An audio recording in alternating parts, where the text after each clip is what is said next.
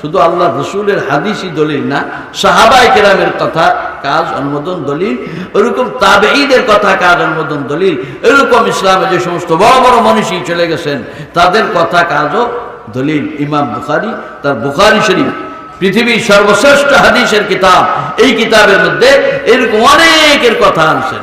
বোঝা গেল এই কথা বলা যাবে। ইমাম আজম আবু হানিফা এই কথা বলছেন, ইমাম মালিক এই কথা বলছেন, ইমাম শাফিঈ এই কথা বলছেন, ইমাম আহমদ ইবনে হাম্বল এই কথা বলছেন, ইমাম আবু ইউসুফ এই কথা বলছেন, ইমাম মুহাম্মদ এই কথা বলছেন।